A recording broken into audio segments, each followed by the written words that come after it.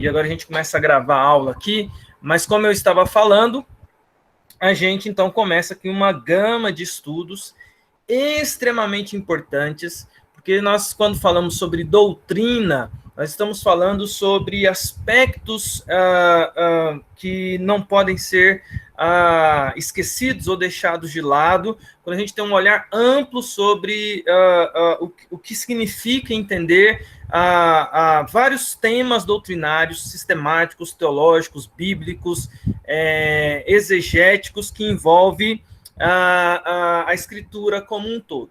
E um desses temas, um desses assuntos, um desses tópicos, que é extremamente importante para a gente poder sentar aqui, para poder conversar, para poder falar, para poder analisar, para poder desconstruir conceitos equivocados, lendas urbanas, e trazer aí um olhar bíblico sobre isso, é o tema das últimas coisas, ou o tema da escatologia. Portanto, nossa aula de hoje vai versar, e nós vamos começar num arco de estudos que vai aí pensar sobre as últimas coisas. Vamos falar aqui sobre morte e ressurreição, vamos falar aqui sobre a segunda vinda de Jesus Cristo, vamos falar aqui sobre o juízo final e o destino eterno, nós vamos falar aqui sobre vários assuntos que envolvem escatologia. Vou tentar aqui abordar com vocês aqui sobre algumas questões que envolvem amilenismo, pré-milenismo, pós-milenismo. Vai ser um dos aspectos que a gente vai falar em algum momento sobre isso, tá bom? Ou seja, a gente vai tentar aqui nessa aula sobre as últimas coisas, tratar de assuntos que são relevantes, ao mesmo tempo a gente tentar desvendar alguns mistérios, olhando para a Escritura, evidentemente, responder algumas lendas urbanas que a gente constrói no coração, e aí seguir o nosso roteiro, tá bom? Essa é a nossa temática que a gente começa a caminhar a partir de agora na questão da doutrina. Para a gente começar a nossa aula bem, vamos pedir para que nós façamos uma oração, para a gente poder ter aí um tempo buscando a Deus em oração, e assim, na sequência, você abre a sua Bíblia na primeira carta aos Tessalonicenses, capítulo 4, do 13 ao 18, tá bom? Eu vou pedir para alguém fazer uma oração para nós aqui, eu vou pedir para alguém para fazer a oração para nós. Deixa eu ver quem eu peço aqui da minha lista que está aqui nessa manhã aqui. Vou pedir para a minha querida irmã Ruth Oliveira, esposa do Samuel. Ruth, você pode, se for possível para você e tiver condições, abrir o microfone e fazer uma oração para nós, para que Deus nos abençoe na aula dessa manhã, minha irmã? Tem condições aí? Ela está vindo, pastor. Um minutinho só. Um minutinho, sem problema nenhum. Venha, Ruth, orar para nós, minha irmã. Nós vamos orar com a nossa querida irmã Ruth. E você, enquanto a Ruth chega, já abra sua Bíblia aí em 1 Tessalonicenses, capítulo 4, do verso 13 até o verso 18. Tessalonicenses, primeira carta aos Tessalonicenses, ok? Capítulo 4, do verso 13 até o verso de número 18. 1 Tessalonicenses, capítulo 4, do verso 13 até o verso de número 18. Muito bem, já abre a escritura aí, já deixa ela aberta, para a gente poder aqui ter a nossa oração. Rutinha, já chegou aí, Samuel? Sim. Ruth, minha querida irmã, bom dia.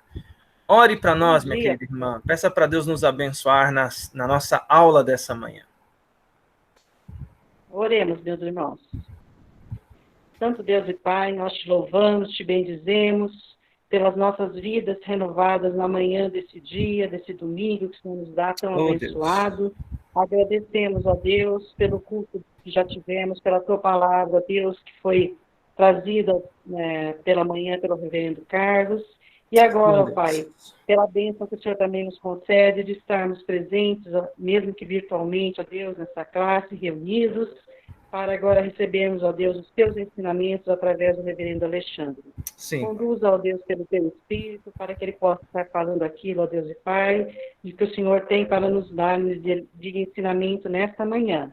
E que as nossas mentes, os nossos corações possam estar abertos, ó Deus, para entender, ó Deus, os teus ensinamentos.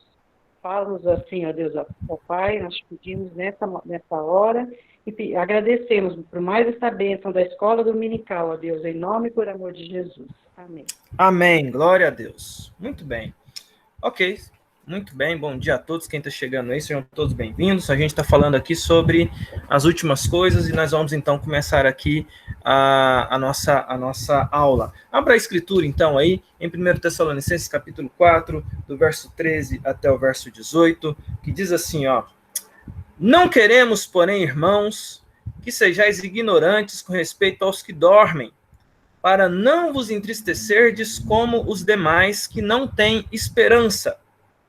Pois, se cremos que Jesus morreu e ressuscitou, assim também Deus, mediante Jesus, trará em sua companhia os que dormem.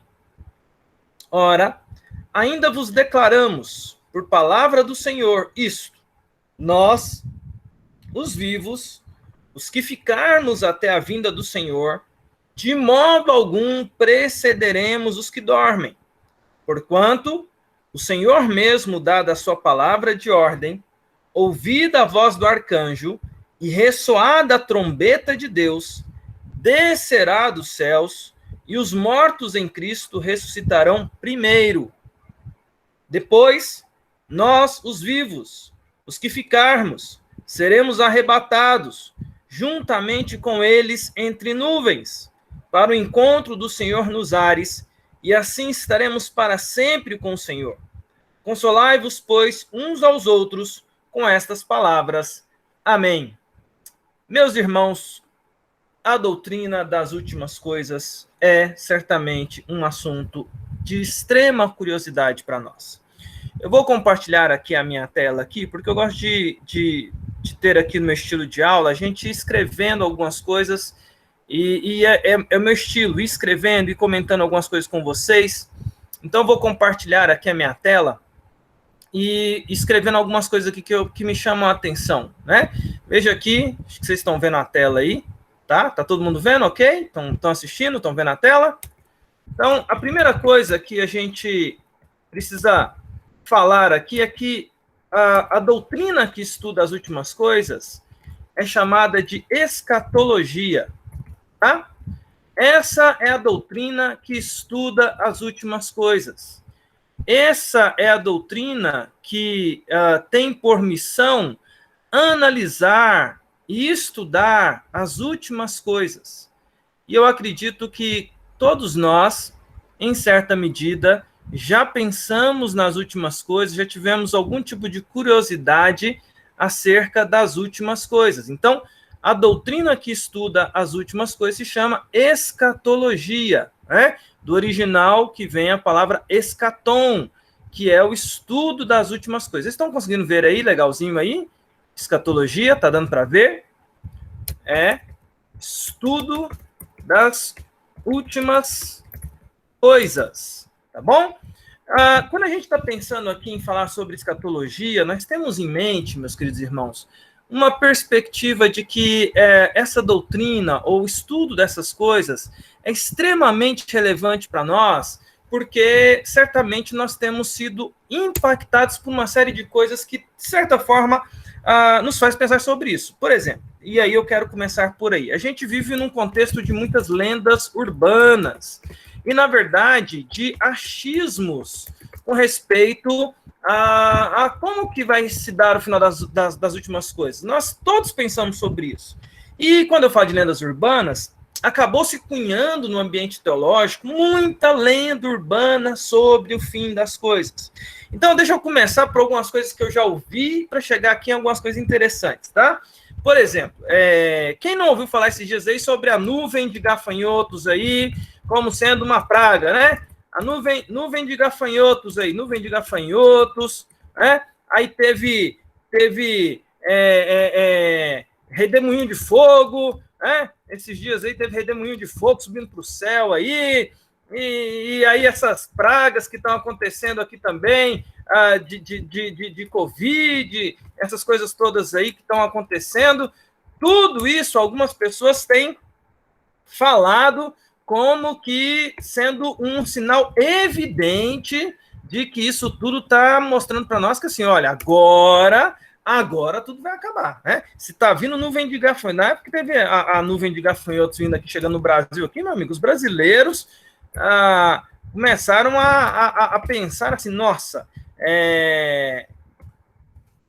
o Covid aqui, outras pestilências aqui, né? Outras doenças que estão surgindo aí, né? O pessoal começou a pensar assim, nossa, agora a coisa vai desandar de vez, porque a gente tá vendo aí claramente aí uma série de pragas acontecendo como no Egito. Isso é sinal de que o mundo está acabando, isso é sinal de que o fim está se aproximando. E agora, o que a gente faz? Como que a gente se porta diante de uma situação como essa, em que isso tudo está acontecendo?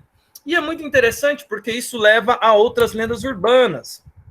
Nós temos pelo menos 2 lendas urbanas muito fortes que acontecem no ambiente teológico, que são problemas também que nós precisamos combater quando a gente está falando aqui da doutrina das últimas coisas.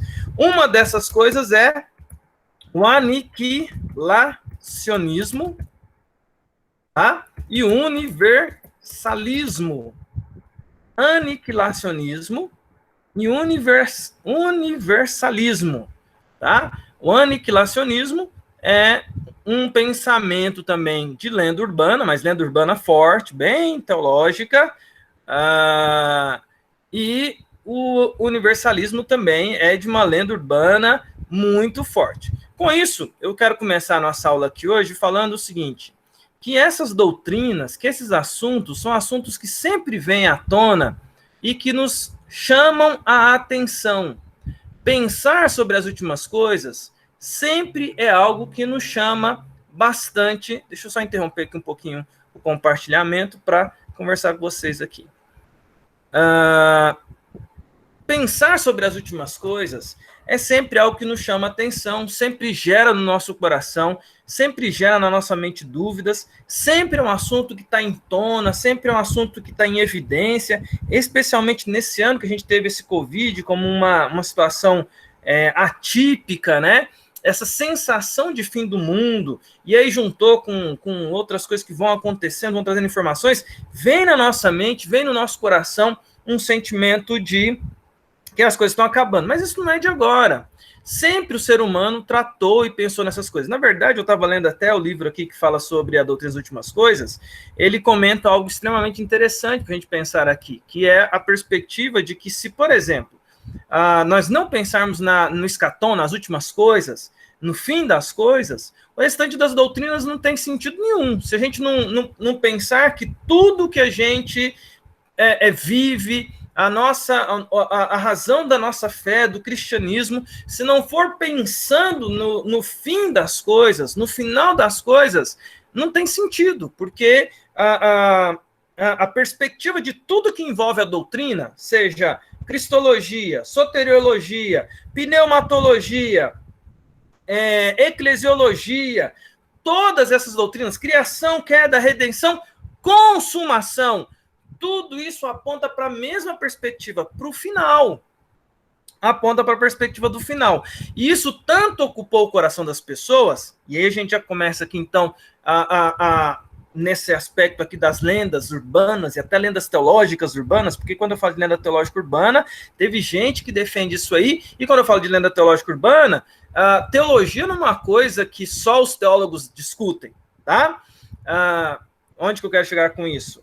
Filmes, livros, séries. Que filme? Quem nunca viu um filme, uma série, um livro que tratou de assunto teológico sobre o fim das coisas? Você pega isso aí em filmes hollywoodianos, né? Exterminador do Futuro.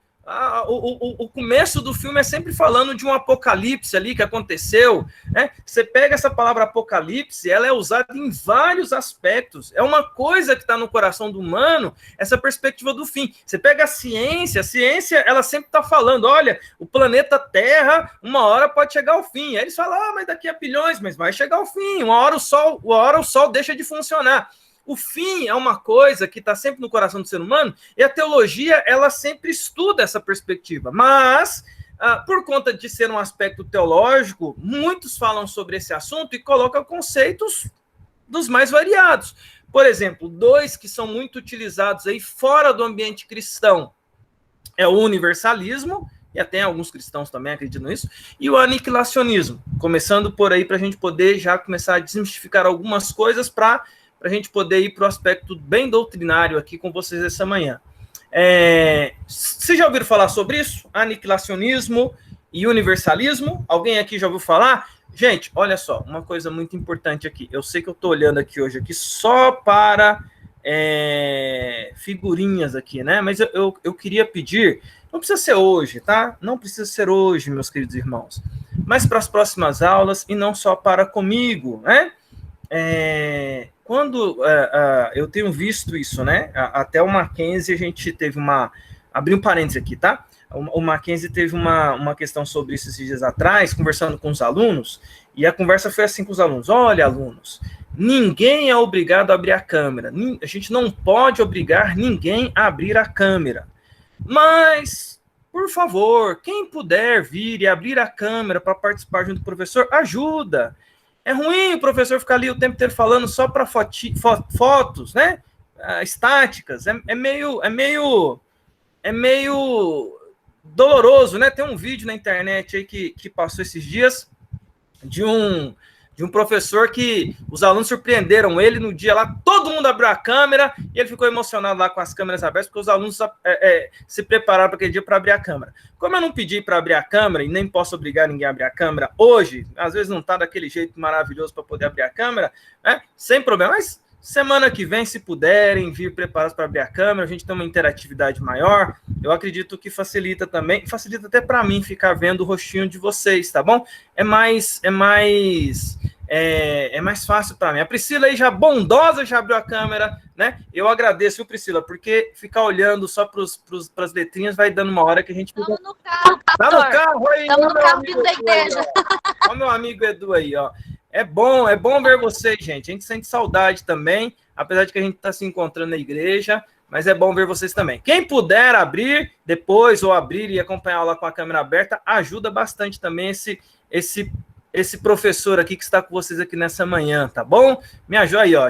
Olha aí, ó, o pedido aí, a Aide já abriu, a Sara já abriu a câmera. Quem puder não ficar constrangido com respeito a isso, eu vou agradecer muito, que é bom para mim ver o rostinho de vocês enquanto a gente está tendo a aula, tá bom? Vamos lá. Alguém aí já ouviu falar sobre, voltando à aula, então, alguém aí já ouviu falar sobre universalismo e aniquilacionismo? Alguém aí já ouviu falar sobre esses dois termos que estão vinculados à escatologia? Universalismo aí, alguém já ouviu falar aí sobre o que é universalismo? Sim. Fale, dona Ruth. Pode falar, dona Ruth. Aniquilacionismo é que os que irão para o céu irão, e os que não irão não terá inferno, morrerão eternamente, mas morte mesmo, quer dizer, não vai existir mais. E universalismo é que todos serão salvos. Eu não entendi o que você falou do aniquilacionismo aí não, ô Ruth, cortou aí, tá? Aniquilacionismo é que os salvos irão com Cristo e os não salvos desaparecerão, serão aniquilados. Os adventistas são aniquilacionistas. Certo, deixa eu só mudar aqui o negócio aqui, parece que a coisa aqui não tá... Cortou aqui, para mim não tá aparecendo todo mundo mais, mas muito bem, vamos lá, né? Vocês estão me vendo, né? Porque cortou aqui, eu só tô vendo agora eu só tô vendo Aí sim, agora apareceu todo mundo novamente. Muito bem. Então, a Rutinha falou aí do aniquilacionismo e universalismo. A Leda abriu a câmera aí, seja bem-vinda, Leda, seja bem-vindo todos aí, para a gente poder ver a carinha de vocês. Bem, como eu estava falando, então, a Rutinha aí deu a resposta, né? E aí é essa perspectiva. O que é o universalismo e o aniquilacionismo, né? O universalismo é uma corrente teológica, é uma corrente de interpretação do fim das coisas que interpreta da seguinte forma, resumidamente para você entender. No final, todo mundo vai ser salvo. Isso se chama universalismo. Tá? No final, quando acabar tudo, quando Jesus voltar, todo mundo vai ser salvo. Essa é a perspectiva universalista. E essa é uma perspectiva perigosa, porque a gente vê muitas correntes, sabe, namorando essas perspectivas, essa visão de mundo. Por quê? Por que o universalista diz isso? No final das contas, ele vai dizer o seguinte: toda verdade toda verdade, toda religião, todo pensamento, ele vai, de um jeito ou de outro, levar para Deus. Então, o universalista, ele acredita o seguinte: uma pessoa que viveu a vida inteira seguindo Alá, nunca acreditou em Jesus Cristo, mas era uma pessoa ali respeitada e tudo mais, ela vai chegar para o céu também. Não, a pessoa que não teve religião nenhuma, que não entregou a sua vida a Cristo, também vai para o céu. Uma pessoa que estava lá no meio do budismo vai para o céu também. O cara que fez tudo errado, não, no final também ele vai para o céu. Ou seja, universal, todos serão salvos no final. Essa é uma visão de mundo, universalismo, tá? E tem gente que defende isso. Existem escritos sobre isso, existem correntes teológicas sobre isso, existem filmes que falam sobre isso, existem histórias que contam histórias sobre isso, de que no final todo mundo vai ser salvo. A outra corrente é o aniquilacionismo. Aniquilação já diz o nome, né? Aniquilacionismo. O que é o aniquilacionismo? O aniquilacionismo é uma visão das últimas coisas que versa pela seguinte perspectiva. E a perspectiva é a seguinte: Jesus volta, né? Quem é salvo vai para o céu e vai ficar eternamente com Jesus, ok? Vai estar para sempre com Jesus. Quem não for salvo vai ser aniquilado. O que é ser aniquilado? É que não vai ter uma eternidade de sofrimento. Vai ser assim que Jesus voltar, ele aniquila o diabo, e todos os condenados para o inferno vão ser exterminados. Exterminação, aniquilação. E essa também é uma corrente filosófica que tem perspectivas teológicas e que é defendida por alguns e que também apresenta aí os seus campos. E tem gente que acredita aí numa mistura de aniquilacionismo com universalismo, né? Que seria: quem é bom vai para o céu e quem é mal vai ser aniquilado. Então, basta ser bom e que você, de um jeito ou de outro, vai para o céu, e se a pessoa não era boa o suficiente, vai ser aniquilado, não tem sofrimento, entendeu? Então, essas são visões que existem acerca das últimas coisas. E quando eu estou colocando isso para você, nessa aula dessa manhã, a minha pergunta é: quem nunca pensou no fim das coisas? Quem de nós nunca pensou no fim das coisas? Quem de nós nunca pensou no que acontece quando as coisas chegarem ao fim? E essa perspectiva, ela está em dois ângulos, ok? Ela está em dois ângulos. Ela está no primeiro ângulo, que é a volta de Jesus, que é para todos, e ela está no segundo ângulo, que é a volta de Jesus particular para nós, que é a nossa morte. Não é verdade? Porque, assim, quando a gente pensa sobre a morte, eu não sei vocês, mas quem nunca pensou na questão daquele dia em que a gente não sabe quando, e que, evidentemente, a gente, enquanto cristãos, a gente não vai buscar a nossa morte, porque isso é uma coisa muito... Sempre quando a gente fala em morte, num contexto de pessoas, de uma sociedade fragilizada, onde tem altos índices de pessoas que tentam contra a própria vida, mas, assim, a morte para o cristão é uma coisa que ele pondera sobre ela. E a minha pergunta para vocês aqui: quem de nós nunca ponderou sobre a morte? Aliás, eu faço uma pergunta além. Alguém aqui já sonhou com a volta de Jesus? Jesus voltando? Já teve aí alguém que já sonhou com Jesus voltando aí já? Tem dois tipos de sonho com Jesus voltando. Tem um sonho de Jesus voltando e você ficando, e tem um sonho de Jesus voltando e você indo, meus irmãos. O sonho com Jesus voltando pode ser um sonho, pode ser um pesadelo, dependendo de como que você está ali nesse sonho, entendeu? Eu conto essa história porque, assim, eu já sonhei pelo menos algumas vezes com Jesus voltando. Eu lembro que antes dos 19 anos, eu sonhava muito com a volta de Jesus, porque aquilo era um negócio que despertava muito curiosidade no meu coração, e ainda desperta, mas sempre que eu ouvi histórias da volta de Jesus, aquilo sempre chamava bastante a minha atenção. Veja bem, só pausar aqui, a gente vai caminhar aqui nessas aulas no arco, viu, gente? Então, sem pressa, sem estresse, eu vou pontuando aqui, porque eu quero trabalhar bem esse assunto, que é pouco trabalhado no ambiente presbiteriano de modo geral. Então, quero ir bem tranquilo e a gente vai trabalhar aspectos aqui, tá? Só pontuando aqui, a gente não acredita nem em universalismo, nem em aniquilacionismo, tá bom? Eu vou mostrar isso para vocês daqui a pouquinho. Mas, quando eu era mais novinho, adolescente mesmo, criança para adolescente, sempre as histórias que falavam da volta de Jesus, criança é muito imaginativa, eu fui uma criança muito imaginativa, então, toda vez que falava sobre a volta de Jesus, aquilo despertava a atenção e curiosidade do meu coração. Mas aconteceu que, em algum momento, eu não sei explicar para vocês o porquê, nem a razão, eu comecei a ficar angustiado, porque eu começava a imaginar que Jesus voltaria e eu ficaria para trás. Eu comecei a ter uma sensação de que eu não iria para o céu muito forte quando eu era criança e adolescente. Eu lembro que aquilo começou a gerar tantas angústias que direto eu sonhava com Jesus voltando, irmãos, e eu ficando para trás. Eu já sonhei isso umas 3 vezes quando eu era adolescente. Jesus volta e eu ficando para trás. Meus amigos, era uma tristeza que eu, no sonho, eu não sei dizer, porque fazia muito tempo, eu era adolescente quando tinha esses sonhos, né? Sonhava, via lá, Jesus, eu lembro que tinha o som da trombeta, eu lembro que tinha um pessoal falando, Jesus está voltando, eu lembro que tinha um monte de coisa acontecendo, eu lembro de uma sensação, eu estou ficando para trás. Cadê eu estou ficando para trás? Eu acordava desesperado, com medo de Jesus voltar e eu ficar para trás. E eu lembro que isso começou a gerar um pânico. Naquela época não tinha essas coisas sobre pânico, né? Mas no meu coração tinha uma angústia muito intensa, com medo de não ir ao céu, de morrer e ficar, aliás, de morrer e ir para o inferno, de Jesus voltar e eu ficar. E eu me lembro disso, que é uma história que eu até conto na igreja, que até deu fruto esse tempo atrás. Eu até contei na igreja de Campinas essa história. Depois um adolescente me procurou, falando: ô, pastor, eu também tenho esse medo.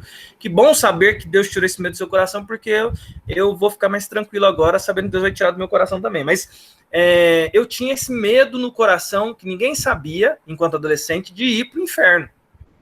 Era uma angústia no meu coração, de morrer e ir para o inferno, de Jesus voltar e eu ficar.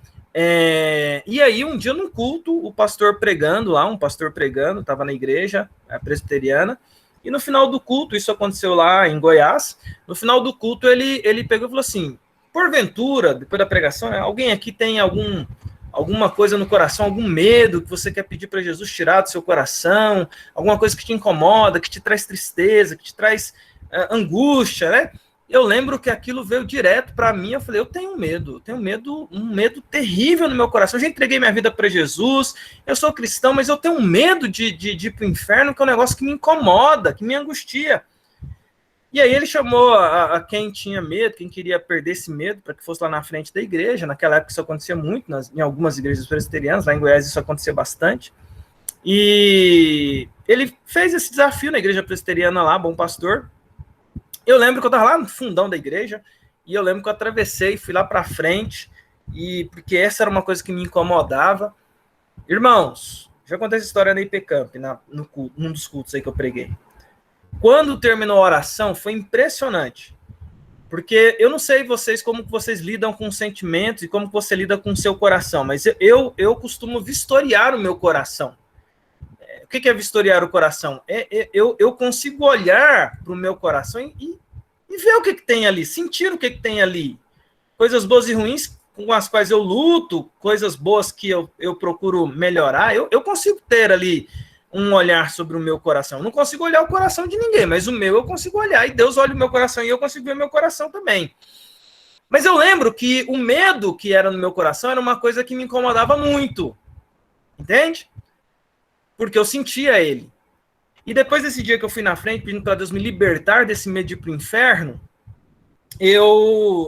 terminou o culto, eu voltando para casa com meus amigos. Eu lembro que os meus amigos ficaram conversando, eu estava calado nesse dia, porque enquanto eles estavam falando, eu fiquei olhando ali para o meu coração, vasculhando o meu coração, e eu lembro que o medo de morte, de inferno, medo de ficar, tinha saído do meu coração. O medo de Jesus voltar e eu não ir com ele tinha saído. O meu coração estava em paz. E aí, muitos anos depois, 2015 agora, depois eu nunca mais sonhei com a volta de Jesus. 2015 eu estava lá em Cuiabá, porque esse dia foi marcante. Eu estava em Cuiabá, pregando no aniversário da igreja de um amigo meu lá em Cuiabá, da casa da sogra dele, eu fiquei hospedado lá na casa da sogra dele. Numa noite lá, eu sonhei fazia muito tempo que eu não sonhava com isso, eu sonhei com a volta de Jesus. Gente, foi uma das coisas mais... Isso é coisa, sonho, viu, gente? Não é nada além disso, mas foi um sonho. Mas foi um sonho, assim, que foi maravilhoso, porque nesse sonho, foi a primeira vez que eu sonhei com a volta de Jesus, com eu indo. Jesus chamando os seus e eu indo junto, sabe?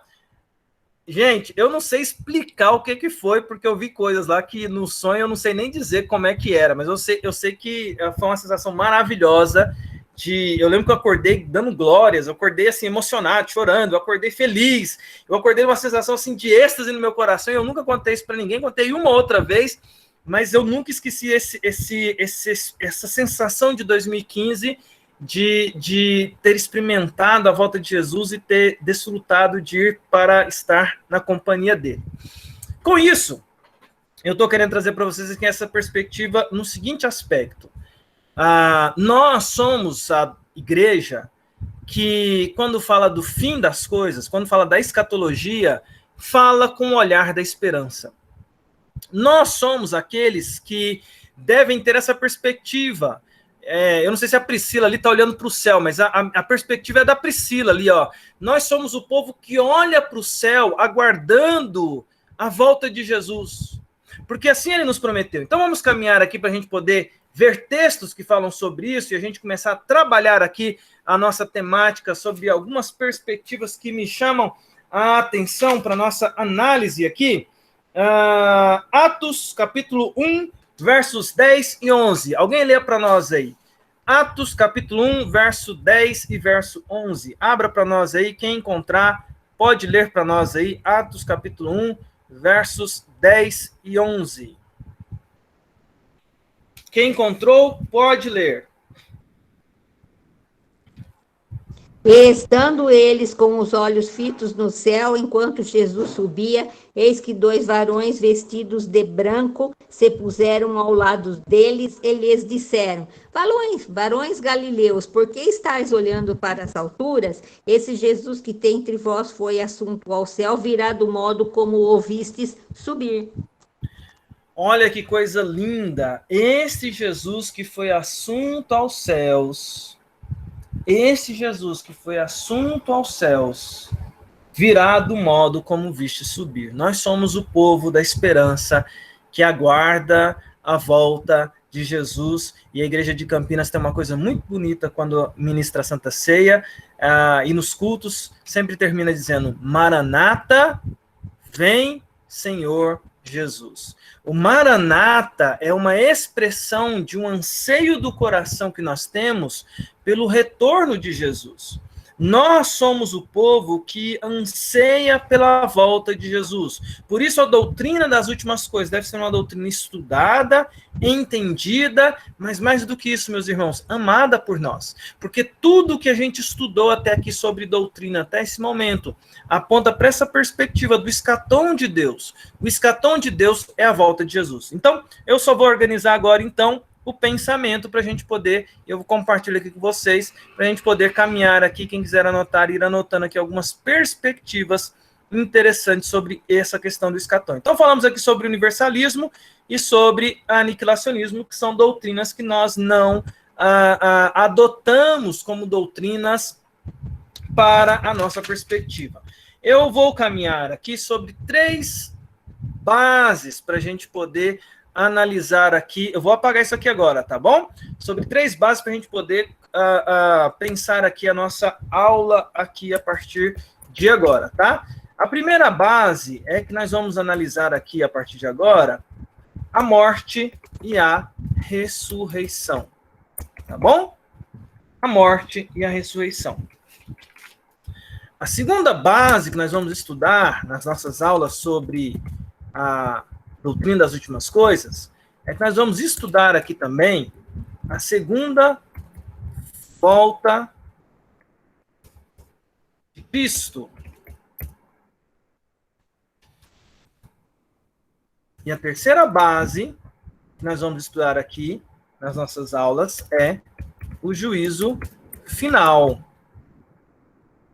e o destino eterno. Juízo final e o destino eterno. Veja que todos esses temas são temas de muita curiosidade nossa. São temas que envolvem aqui a doutrina das últimas coisas. Aqui a gente pode dizer, meus irmãos, que tem uma base, ou, melhor dizendo, aqui nós temos um eixo, que essa cor não ficou, não ficou bom.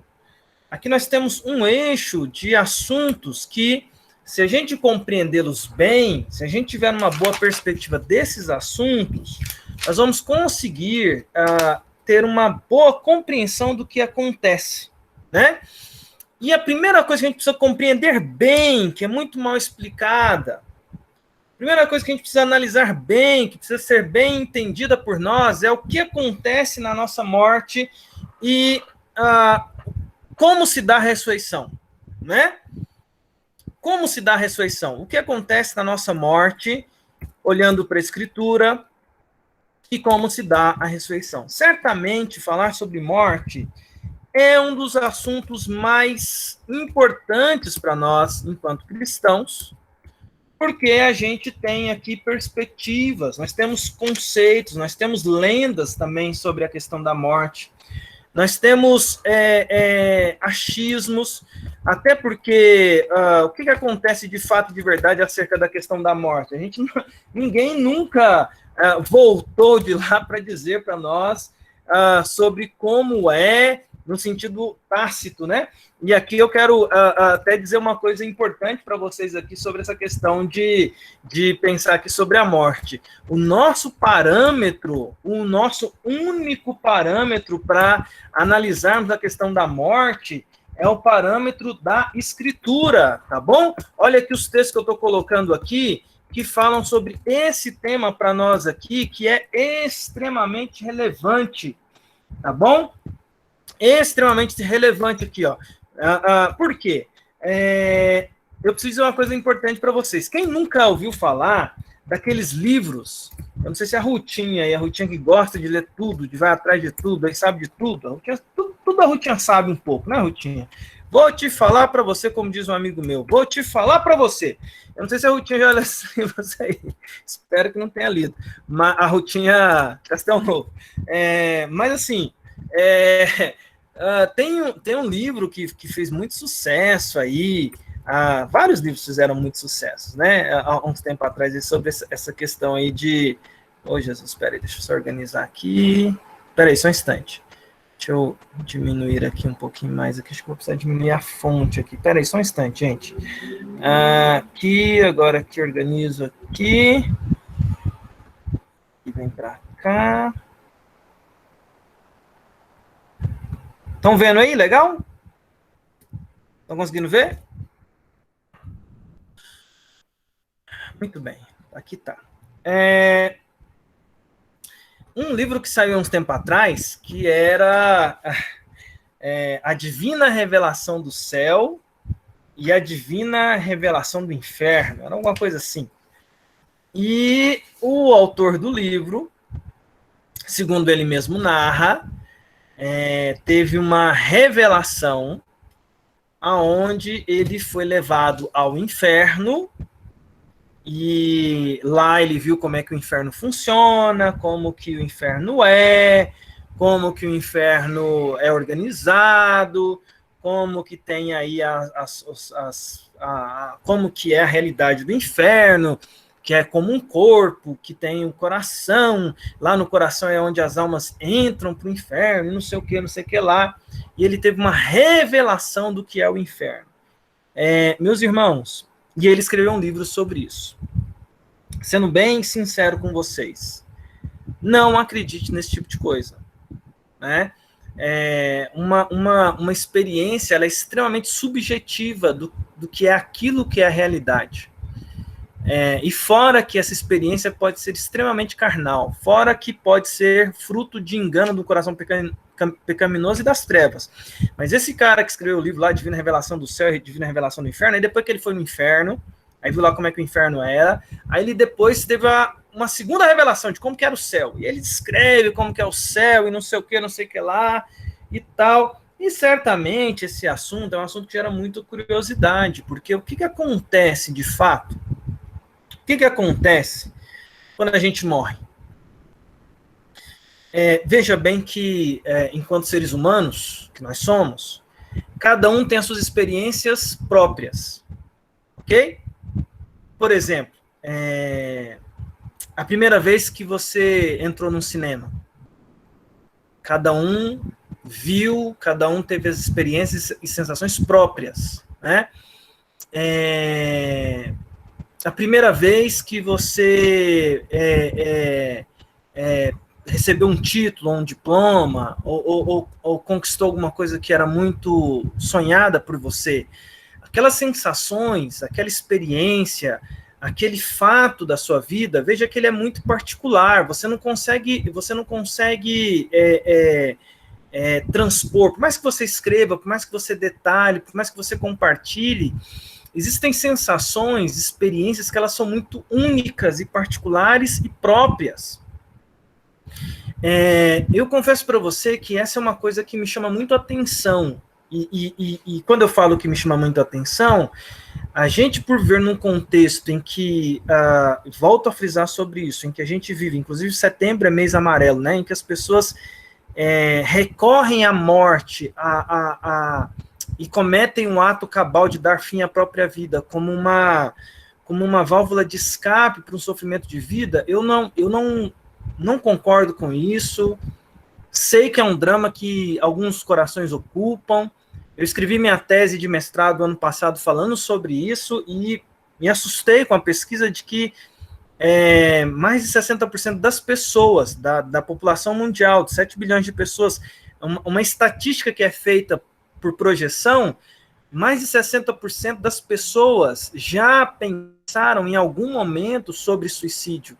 É aquele pensamento assim, já passou pela cabeça essa ideia, ela passou, aí você tem lá um grupo de pessoas que começa a nutrir, mas o pensamento já passou em 60% das cabeças das pessoas na humanidade.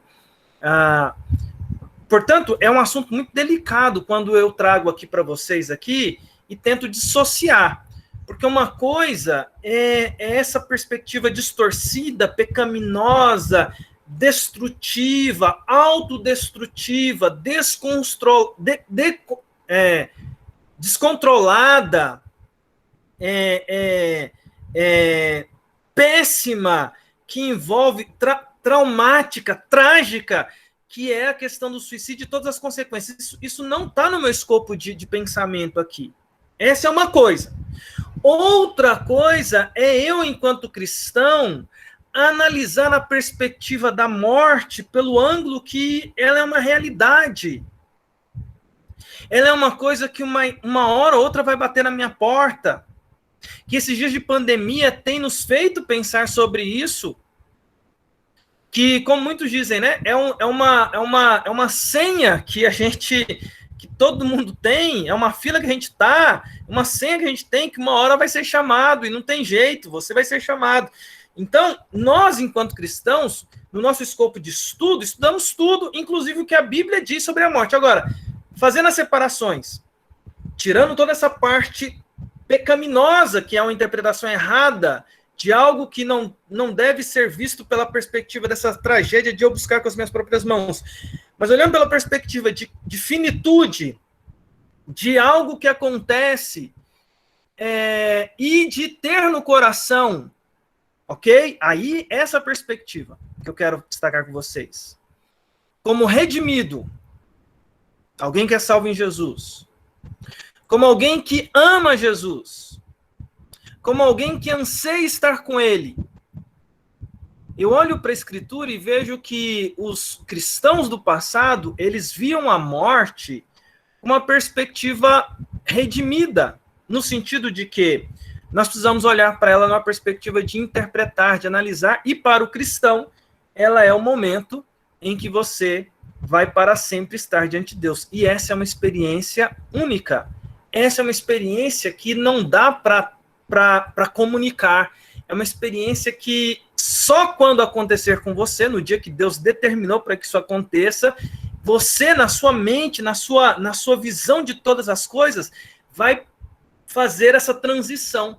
Fechar os olhos aqui nesse mundo e acordar na presença do Senhor. Mas vamos lá trabalhar isso de maneira mais teológica possível, para a gente poder analisar esse aspecto aqui. Alguém abra para nós aí, por favor, e aqui eu já deixei um bom tempo isso aqui para o pessoal poder anotar, e agora eu volto aqui para compartilhamento aqui de todo mundo. Alguém abra, por favor, aí, Romanos 5, versículo 12. Romanos, capítulo 5, verso 12. Eu deixei ali os textos ali, que inclusive quem quiser abrir os outros textos ali, Romanos 5, 12... Quem puder encontrar aí, ler. Lucas 23, 42 e 33. Outra pessoa já pode procurar esse texto aí. A outra pessoa já pode procurar lá, Filipenses 1, 23. Vamos encontrar esses textos aí, por favor. Romanos 5, 12. Quem encontrou, leia para nós aí, por favor. Quem já encontrou, leia para nós. Portanto, assim como por um só homem entrou o pecado no mundo, e pelo pecado a morte, assim também a morte passou a todos os homens, porque todos pecaram. Ok. Agora outra pessoa leia Lucas 23, 42 e 43. Quem encontrar pode ler. E acrescentou Jesus: lembra-te de mim quando vieres no teu reino. Jesus lhe respondeu: em verdade te digo que hoje estarás comigo no paraíso. Olha a importância desse texto aqui, que é falado por Jesus. Vamos lá. Filipenses 1, 23.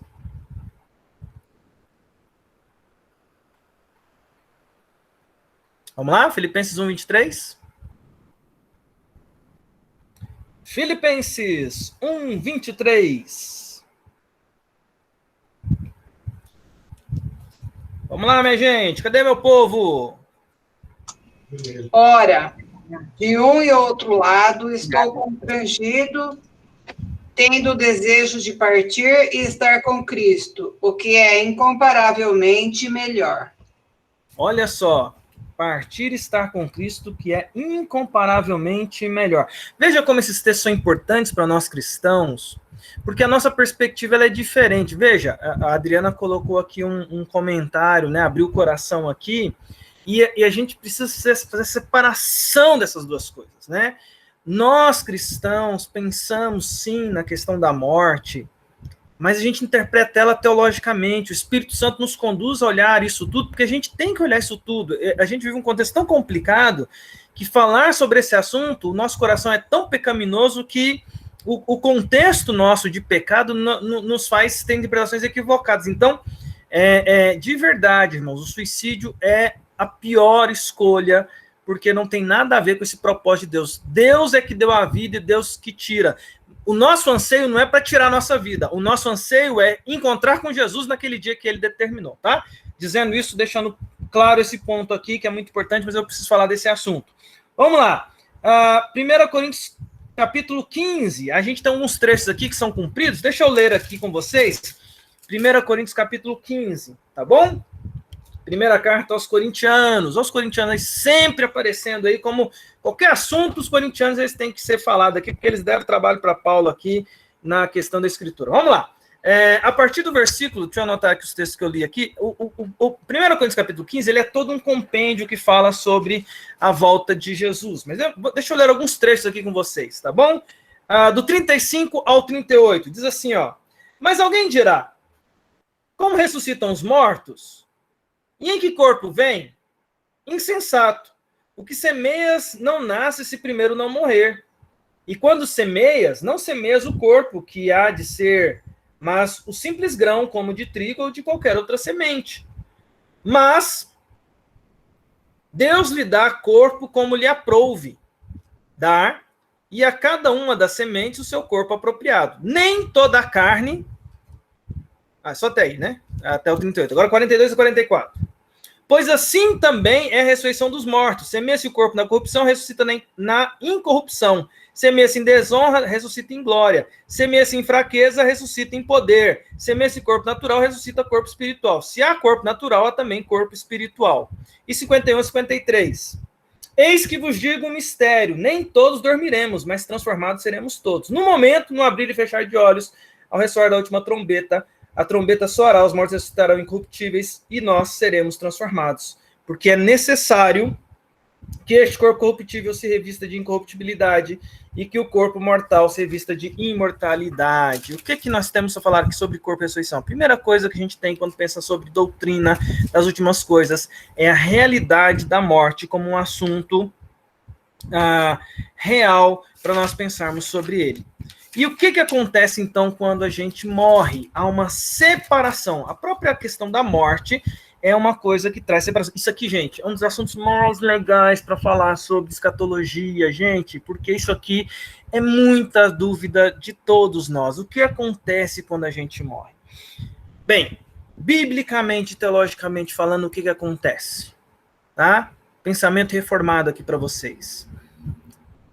Vai haver uma separação que até hoje não aconteceu. E essa separação acontece por causa da queda. Que separação é essa? Sua alma e seu corpo vão ser separados. Tá bom? O corpo fica aqui neste mundo. Tá? Corpo fica aqui neste mundo. E a alma vai para o seu destino já estabelecido. Qual que é o destino estabelecido? Os redimidos em Cristo ou já vão para a presença eterna de Deus no céu, ou os condenados já vão para o inferno. Ok? Então vamos por etapas aqui. O que acontece quando a morte? Separação. E essa perspectiva da separação é consequência do pecado. E esse é um assunto sensacional para a gente pensar aqui. Por quê? Até aqui, neste exato momento, meu querido irmão, você nunca passou por essa separação. Por isso que a morte é grave. Por isso que a morte, como consequência do pecado, ela aponta para uma gravidade terrível, porque ela vai separar uma coisa que nunca foi separada até então. Porque me fala aí, quem aqui que já separou a alma do corpo em algum momento da sua caminhada? Tipo aqui assim, não, hoje eu tô um pouco cansado, tá bom? Tô cansado. Vou mandar minha alma para a igreja, tá? Porque a alma não pega Covid. Então vou mandar minha alma lá para a igreja, para não ter risco, e vou ficar aqui, meu corpo descansando. Aí a alma vai, o corpo fica, né? Ou você pega e fala outra coisa, né? Não, então, vamos fazer o seguinte, né? Vou mandar minha alma estudar, porque a alma é inteligente, o corpo é burro. Então eu vou mandar minha alma estudar e vou deixar meu corpo aqui de quarentena, vou deixar meu corpo ajoelhado no milho para aprender a ser melhor. Você percebe que isso não existe? Que aonde o seu corpo vai, a sua alma vai? Aonde a sua alma vai, seu corpo vai também? Porque Deus nos criou seres unos nesse sentido. Apesar de que ele nos fez corpo e alma, e aí nós temos essa perspectiva de visão teológica, tá bom? Nós somos dicotomistas reformados, né? Nós acreditamos que o ser humano ele é composto de corpo e alma. Nós temos dificuldade com a perspectiva de corpo, alma e espírito, tá? Porque a gente acredita que alma e espírito na Bíblia é a mesma coisa. A gente está falando de espírito humano ou alma humana. É a mesma coisa, são sinônimos, é a mesma coisa. Portanto, corpo, espírito e corpo e alma é a mesma coisa. Não é corpo, alma e espírito. Não dá para diferenciar alma e espírito. Por isso que tem aquele texto de Hebreus que fala assim, que a palavra de Deus ela é tão profunda a ponto de cortar alma e espírito, é porque a palavra de Deus ela divide o que é indivisível, se assim for. A Bíblia tem esse poder de dividir o que é indivisível. Mas vamos lá. Não tem como a gente mandar o corpo para um lugar e a alma ficar. Essa é uma separação que ao longo da nossa vida nunca aconteceu. Sabe quando que acontece, meus irmãos? Apenas na morte. Por isso que a morte ela é tão pesada. Por isso que a morte ela é tão grave. Por isso que Jesus chorou vendo seu amigo Lázaro morrer, porque essa separação, ela não é natural. Ela é consequência de um pecado. Deus não criou o ser humano para que houvesse essa divisão. Essa divisão, ela é antinatural. A alma e o corpo se separaram, é um negócio que é um ruído, é uma ruptura, é a consequência da queda. Mas na redenção em Cristo, o que acontece? O corpo fica aqui nessa terra e a alma vai para o seu destino final. Veja que o texto que nós lemos de Lucas falou uma coisa muito importante. Que texto é aquele? Olha, gente, já deu 11h48 aqui, eu tenho que terminar a aula. O texto de Lucas é aquele texto que fala... Gente, eu estou tão empolgado na aula aqui que esqueci o tempo. O texto de Lucas é aquele texto que fala do ladrão na cruz, que vira para Jesus e fala assim, Jesus, quando entrares no teu reino, lembra-te de mim quando entrares no teu reino. Ao que Jesus responde para ele, de que forma? Hoje mesmo estarás comigo no paraíso. Jesus não diz para ele assim, então, você foi um pecador, você não é digno, primeiro de tudo eu vou te restaurar a sua saúde, você desce, vive uma vida boa, e depois, se você merecer, aí você vai vir morar comigo no paraíso, tá bom? Não. Jesus o redimiu e o restaurou ali no último suspiro, e na separação do corpo e alma, aquela alma foi para estar para sempre com Jesus. E aí, respondendo aqui uma coisa muito importante, para não deixar dúvida para a próxima aula na semana que vem. Que é uma pergunta que as pessoas fazem. Mas espera aí, reverendo. Espera aí, reverendo. Então, você está dizendo que as pessoas já vão para o céu já? Não tem um intermediário, não tem ali ficar dormindo, não tem... A pessoa já vai para o céu? A pessoa já vai para o inferno? Mas se a pessoa vai para o inferno, para que vai ter juízo final? Bem, nossas aulas vão caminhar para isso, mas deixa eu só adiantar aqui um spoiler muito importante para você entender aqui sobre as últimas coisas.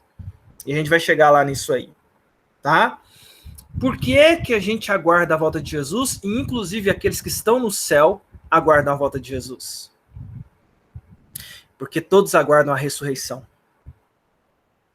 Quando Jesus voltar em glória, e em 1 Coríntios capítulo 15 diz isso, quem está no céu agora com Jesus está, veja bem, apesar de estar em plenitude, não está em seu estado pleno. O único que está em estado perfeito é Jesus, que morreu e ressuscitou. A Bíblia diz que em Jesus todos nós ressuscitaremos. Por que a gente aguarda a volta de Jesus? Aquilo que eu li lá de Paulo falando um piscar de olhos. Por quê? A alma que está no céu hoje, ela vai ser restaurada no seu corpo. Vai voltar a ser um só, alma e corpo. Vai ter essa restauração. Isso só vai acontecer depois que Jesus voltar. Naquilo que é chamado de ressurreição. Da mesma forma, quem está no inferno, na ressurreição de Jesus, vai receber de volta o seu corpo. Corpo de condenação, a Bíblia diz, eu vou mostrar isso para vocês na próxima aula, aonde vai padecer eternamente, por isso que a gente não é aniquilacionista.